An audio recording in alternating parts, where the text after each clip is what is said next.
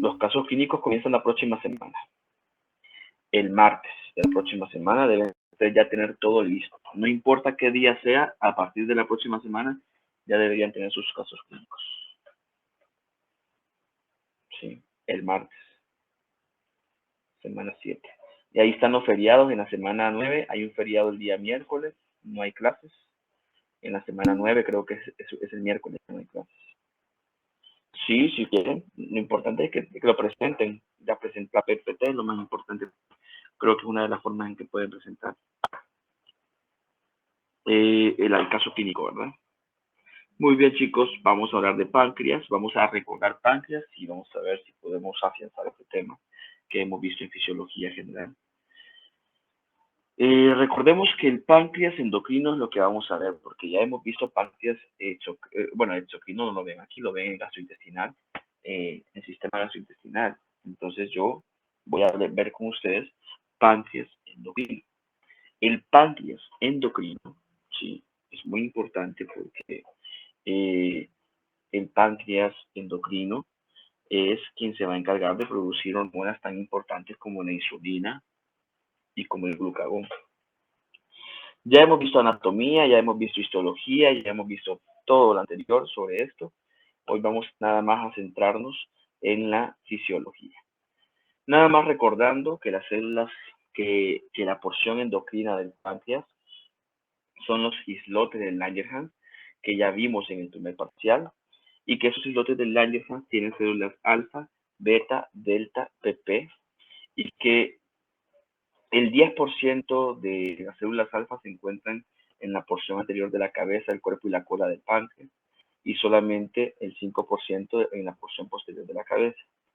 Las células alfa ya sabemos que producen, y esto fisiológicamente lo tienen que ustedes tener claro, ya sabemos que las células alfa producen glucagón principalmente.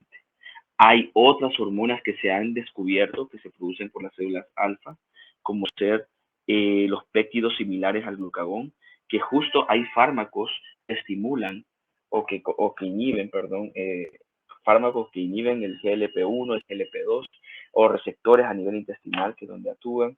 Es decir, ya hay fármacos de este tipo para trabajar sobre la enfermedad, sobre la diabetes. Pero son péptidos que se producen ahí en las células alfa. En las células beta se produce insulina, ya lo sabemos, y el péptido C que se libera de la síntesis de insulina, ¿no? Sabemos que la insulina en su síntesis primero se forma preproinsulina, luego se forma proinsulina y de la proinsulina se separa una cadena llamada cadena C que luego se va a llamar péptido C y la insulina que sería la cadena A y beta que quedan unidas. Se produce también amilina, ¿sí? Ácido gamma aminobutírico, que sería el GABA, también se produce en las células beta, les cuento. Entonces vemos que en las células beta también se producen, de cierta manera, otras hormonas.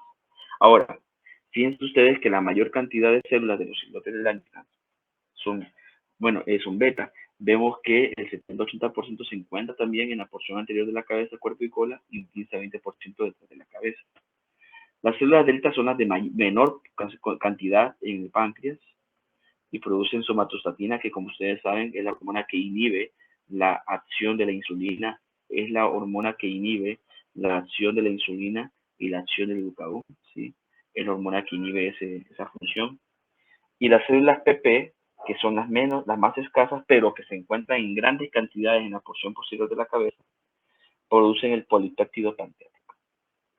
Así que esto es naturalmente las células que se encuentran en los islotes de Langerhans, más o menos las hormonas que producen, pero en lo que nos vamos a centrar es en la insulina y en el glucagón. Si ustedes recuerdan, en cuanto a la síntesis de insulina, la molécula precursora es la preproinsulina, ¿sí? Preproinsulina, que tiene aproximadamente 11.500 aminoácidos, imagínense ustedes, ¿sí?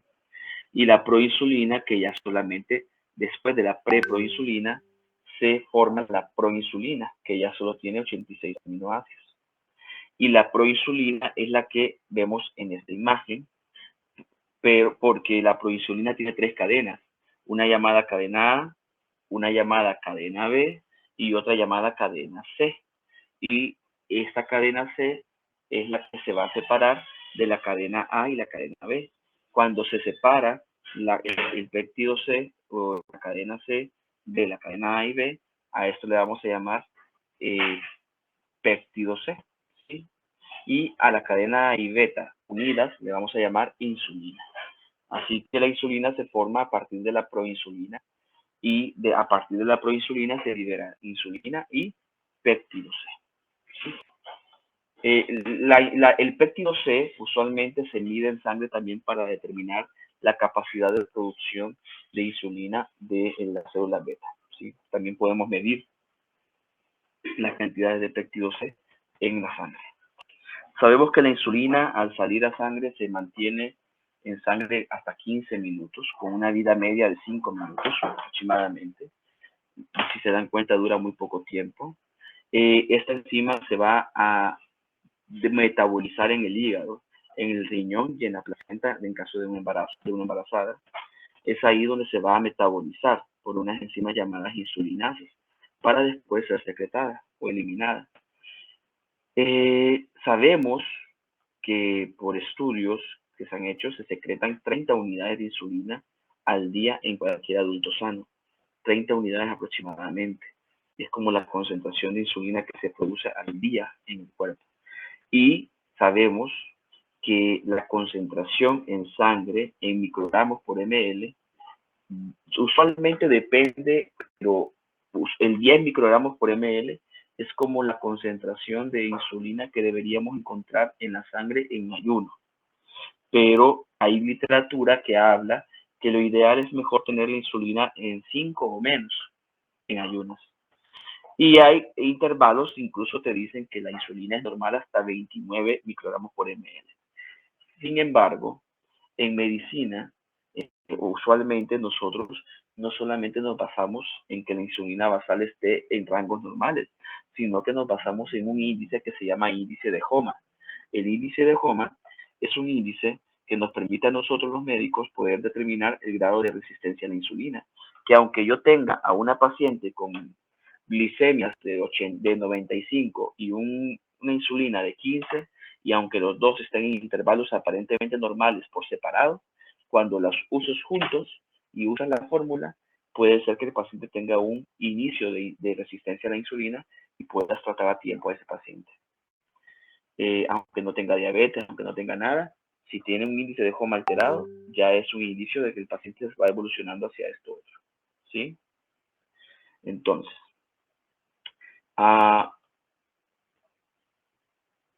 vemos aquí lo que hemos, algo importante también es en relación a la secreción de insulina.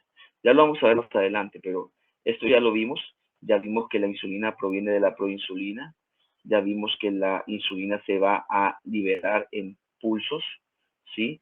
Y que más o menos se liberan 30 unidades al día en un adulto sano, ¿sí? Sabemos que la liberación de insulina, evidentemente, de las células beta, cuando entra en contacto la glucosa o aumenta la glucosa en sangre, pues hace un aumento en pico y luego desciende y sigue su segunda fase estable. Pero lo que nos vamos a interesar es en la secreción de la insulina, cómo la insulina se secreta. Fíjense ustedes que uno de los estímulos más importantes para que la insulina se libere es la glucosa. Es el estimulante más potente. Miren ustedes esta célula beta. Voy a explicar cómo ocurre cómo se secreta la insulina. Primero, si hay glucosa elevada, va a ser lo primero que va a estimular a unos receptores, que ya vamos a verlos, que se llaman GLUT2 aquí en la célula beta. Estos GLUT2 en español es transportador de glucosa número 2. Estos van a detectar los niveles elevados de azúcar en sangre, van a meter glucosa a la célula y dentro de la célula va a ocurrir que al haber tanta glucosa por la glucosilación, por la glicólisis, perdón, por el ciclo de Krebs, etcétera, se va a producir energía, ATP. A mayor ATP, el canal sensible a ATP de potasio se cierra, haciendo que el potasio se acumule dentro de la célula beta. Cuando se acumula el potasio dentro de la célula beta, eso hace que la carga dentro de la célula aumente, se vuelva más positiva. y eso hace que se genere un potencial de acción. Y ese potencial de acción va a activar a los canales de calcio dependientes de voltaje.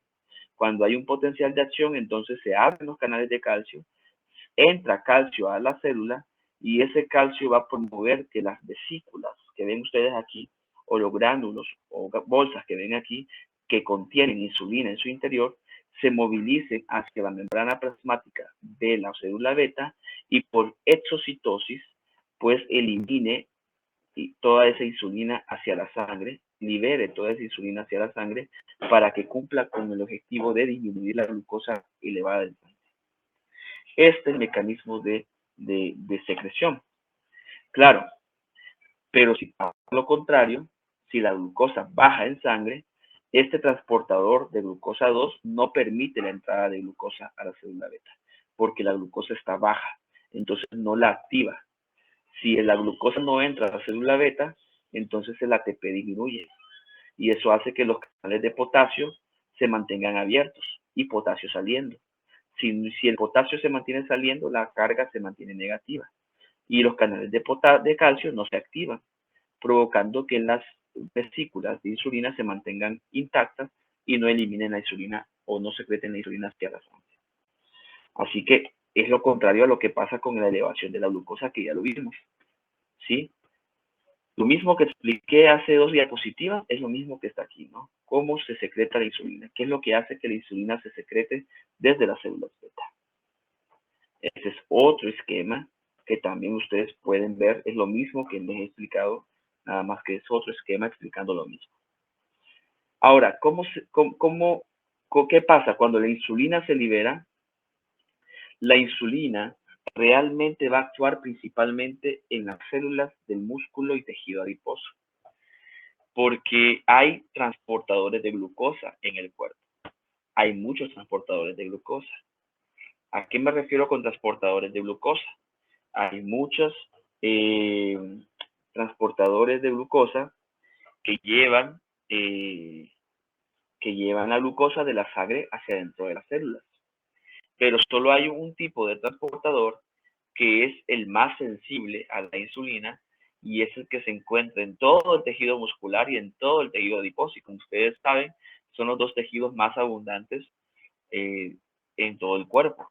Así que usualmente la insulina llega a las células musculares o adiposas y lo que hacen es estimular en esas células que se formen transportadores de glucosa 4 y que esos transportadores se movilicen hacia la membrana plasmática para que allí, con la presencia del GLUT4, la glucosa entre hacia el músculo y entre hacia el tejido adiposo. Claro, si no hay insulina, entonces no hay GLUT4. Si no hay GLUT4, ¿qué pasa? No hay entrada de la glucosa hacia dentro de la célula. Y si no hay entrada de glucosa hacia dentro de la célula, entonces la glucosa aumenta en sangre y eso se llama diabetes, hiperglicemia y diabetes. Pero también puede ocurrir que la insulina esté normal, pero que no pueda actuar sobre los receptores de insulina en la célula. Y a eso se le llama resistencia a la insulina. Lo vamos a ver cuando veamos diabetes tipo 1 y diabetes tipo 2, ¿verdad? ¿Sí? Entonces, sabemos que los otros transportadores, por ejemplo, los del cerebro, el GLUT1, están constantemente pues absorbiendo glucosa hacia dentro de sus células. El GLUT2 va a ser el que se encuentra en células beta del páncreas o en el hígado y en el páncreas. En el hígado, cuando perciben, el GLUT2 perciben mucha azúcar en la sangre, apoyan absorbiendo la glucosa para que se forme, para que la glucosa se almacene dentro de los hepatocitos. El GLUT3 está en todos los órganos y el GLUT5 en el intestino delgado. Hay más GLUT, pero eso hacia ahí lo vamos a ver. Y bueno, aquí está el receptor de insulina que les decía, ¿no? Los receptores de insulina se encuentran principalmente en el tejido muscular, en el tejido adiposo y también en el hígado, ¿sí? Si se fijan ustedes en esta imagen, aquí está la membrana plasmática, este es el receptor, tiene una unidad alfa que está hacia afuera y tiene dos subunidades beta que están hacia adentro de la célula. La insulina usualmente actúa sobre estos receptores alfa, estimulando a los receptores, a las subunidades beta, para que estos envíen mediante un segundo mensajero la información hacia el núcleo de la célula para que se liberen GLUC4 hacia la periferia y hacia la membrana plasmática.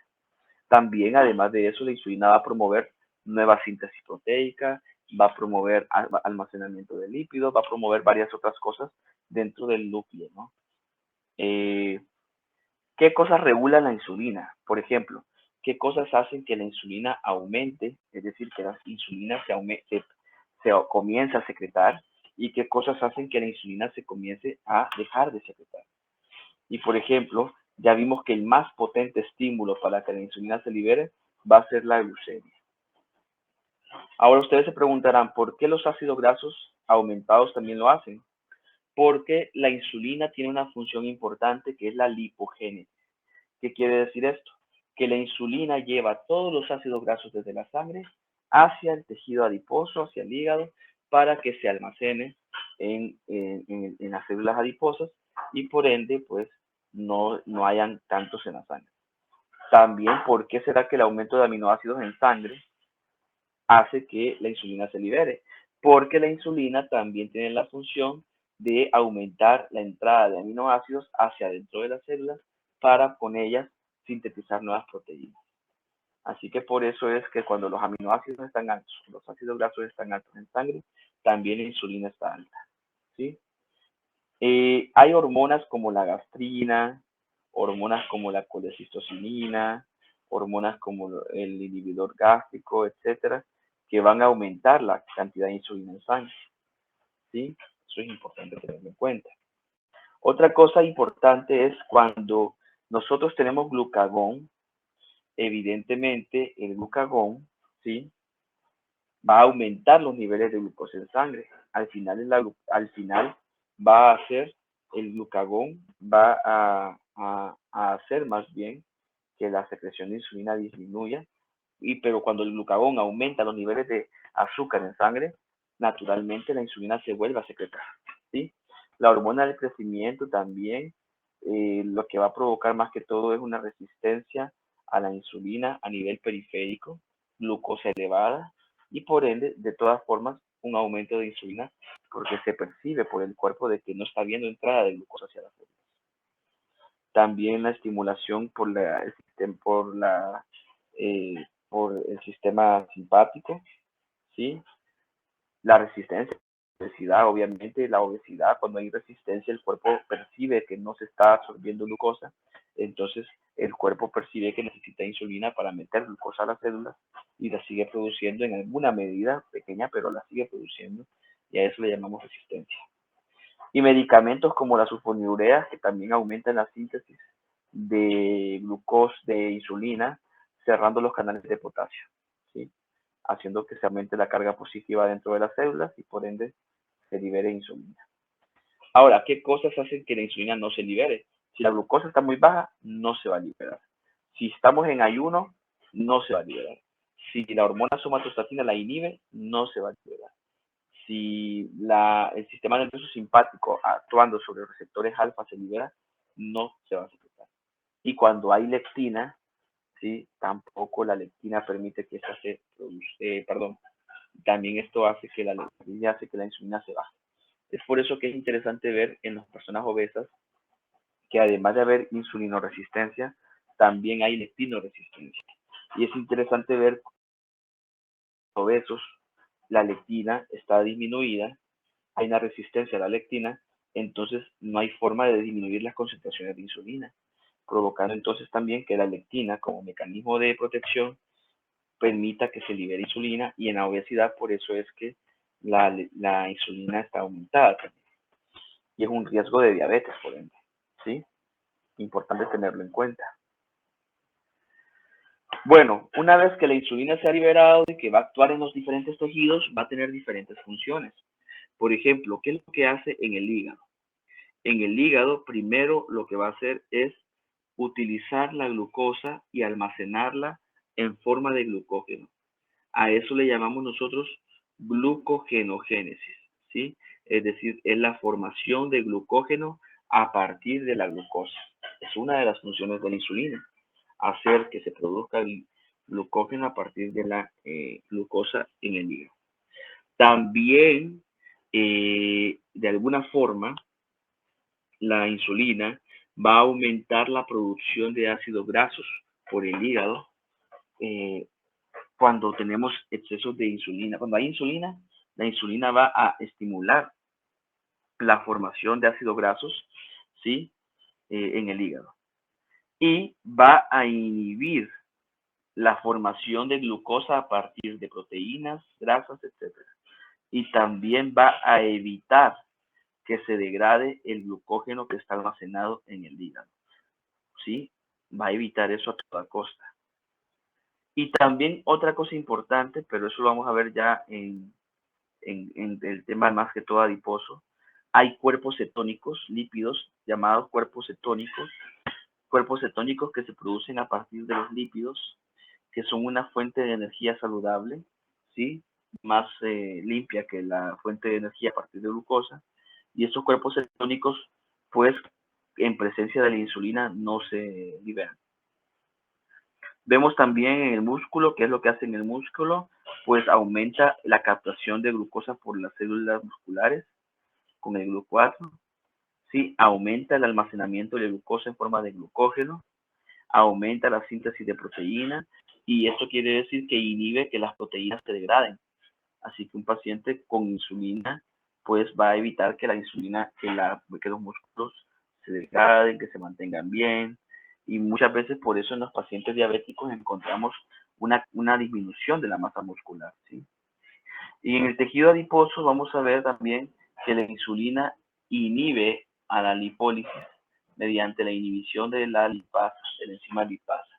Es decir, que la insulina evita que los tejidos grasos en el tejido adiposo se degraden. Además, aumenta la absorción de ácidos grasos, el almacenamiento de ácidos grasos dentro de las células adiposas. Y sabemos que estimula la captación de ácidos grasos hacia adentro de las células adiposas. Así que por eso llamamos lipogénesis, síntesis de proteínas, ¿sí? Y eso es como son las funciones más importantes de la insulina. Ahora, ¿qué sucede? Vean ustedes aquí, vemos cómo en estas células beta páncreas, frente a un aumento de la glucosa, se estimulan, liberan insulina, la insulina va a tejido adiposo, muscular, hígado. A nivel de músculo y tejido adiposo aumenta el transporte de la glucosa hacia dentro de estas células. En el hígado va a evitar la glicólisis, estimular la glucogenogénesis, estimular la lipogénesis, ¿sí? Inhibir la formación de cuerpos cetónicos, ¿sí? Importante. Entonces todo esto que vemos aquí va a llevar a que la glucosa en sangre disminuya y se mantenga en niveles normales, ¿sí? En niveles normales. Si la glucosa plasmática empieza a disminuir por acción de la insulina, inmediatamente por retroalimentación negativa, las células beta dejan de producir insulina, ¿sí? Es un tema de retroalimentación. Ahora, con el glucagón es diferente. Hablar de la insulina y hablar del glucagón es hablar de dos cosas muy distintas. Es hablar como de una mujer y un hombre. Es como hablar de arriba y abajo, caliente y frío. El glucagón hace todo lo contrario a lo que hace la insulina, ¿sí? Usualmente lo producen las células alfa, contiene 29 aminoácidos, proviene del proglucagón, ¿sí? Y pues a partir de la proteólisis se transforma en glucagón. Vamos a encontrar también concentraciones plasmáticas de 75 picogramos por ml. Dura aproximadamente solo 6 minutos, menos que la insulina. Y la vía de eliminación también es hepática y renal, ¿sí? Por donde se elimina. Y bueno, ya recuerden ustedes que el glucagón, entonces, si la insulina baja la glicemia, es decir, glucosa en sangre, el glucagón aumenta la glicemia, ¿sí? Si el hígado almacena glucógeno, el glucagón lo va a degradar, ¿sí? Si el glucagón activa la gluconeogénesis hepática, entonces la insulina va a evitar esto. Y tiene un efecto de lipólisis. Ya saben que la insulina tiene un efecto contrario, que es lipogénesis. Y además, gracias al glucagón, se pueden formar cuerpos cetónicos. Eso sin duda alguna. ¿Qué cosas hacen que el glucagón se libere? Que haya glucosa baja, que haya, ¿cómo se llama? También aminoácidos muy elevados, porque los va a convertir en glucosa. Y el ejercicio también hace que el glucagón se libere para evitar que el azúcar con la glicemia se baje exageradamente. ¿Cómo se inhibe?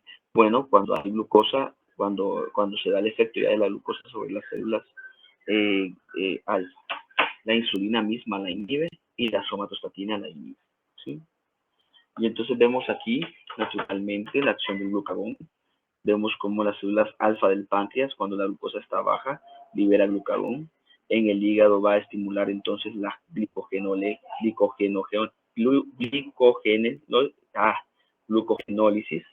y va a estimular la gluconeogénesis.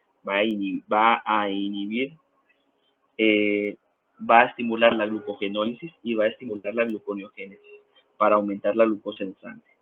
Pero además va a aumentar la absorción, la formación de ácidos grasos, va a aumentar la lipólisis, va a aumentar la degradación de los músculos, la degradación de proteínas, va a aumentar la formación entonces de cuerpos cetónicos, y todo esto nos llevaría a la posibilidad de que de alguna manera u otra, pues el azúcar aumente. Ahora, sabemos que las cetonas que se producen son una fuente de energía para el cerebro y todos los tejidos periféricos muy buena. Es decir, que de alguna manera las cetonas también se van a permitir ser una fuente de energía a nivel cerebral interesante. Y algo que tienen que saber también como nutricionistas es que en el estado de alimentación la insulina es la que domina. Cuando estamos comiendo, la insulina es la que domina, es la que va a oxidarse, la que va a sintetizar el glucógeno, la que va a sintetizar ácidos grasos, la que va a sintetizar proteínas, etc. ¿Por qué? Porque si estamos comiendo, si nos estamos llenando de comida, toda esa comida tiene que ir a algún lado. Entonces la insulina, mediante este metabolismo, es la que se encarga de llevar todo lo que comemos a su lugar. En cambio, el glucagón, en el estado de ayuno, es cuando domina, cuando no estamos comiendo. Y lo que hace el glucagón es que evita que se nos baje el azúcar más abajo de lo que puede dañarnos, y lo que hace es obtener la glucosa del glucógeno que almacenamos después en los órganos, de los sustratos de los aminoácidos, de las grasas que hay en la periferia, pues también de ahí obtiene y produce glucosa a partir de ahí. Y la cetogénesis como una fuente de energía, en el caso de estar en ayuno, pues el cuerpo trata de producir cuerpos cetónicos para, pues, de alguna manera, compensar la fuente de energía del cerebro. Igual que es una fuente de energía muy interesante, ¿no? Bueno, chicos, ¿alguna pregunta hasta aquí? Con páncreas, con insulina y glucagón. Cuando veamos diabetes, vamos a profundizar, vamos a utilizar este tema de fisiología para poder adentrarnos a qué es la diabetes tipo 1, tipo 2 y la fisiopatología de la misma, ¿no? Es sencilla, si se fijan ustedes. La expliqué un poco en medio de la clase en relación a la resistencia, ¿no? Y en relación a la no producción de insulina. ¿Alguna pregunta?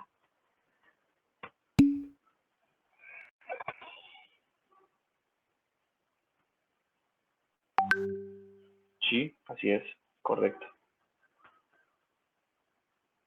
Correcto. La delta también. No, no puedo decir cómo se crea, pero sí puedo decir, eso ya es fisiopatología, pero sí es una idea nada más sobre la resistencia a la insulina como una causa de la diabetes. ¿Cómo puede haber resistencia a la insulina? Cuando, la obesidad es un claro factor de riesgo que aumenta la resistencia a la insulina. ¿Cómo es posiblemente que la genere? Mediante la lectinoresistencia, es decir, la lectina que no se está produciendo adecuadamente, la lectina que no está pudiendo actuar sobre las células, por ende la insulina más bien aumenta, no se mantiene a raya por la lectina, y además los receptores de insulina de tejido adiposo y muscular se ven alterados, la insulina no actúa en su mayor nivel sobre estos receptores, y pues eso va provocando con el tiempo la resistencia, ¿no? Y por ende el aumento de azúcar en sangre como consecuencia de este fenómeno, ¿no? Y luego pues la clara diabetes por el aumento de glucosa en sangre.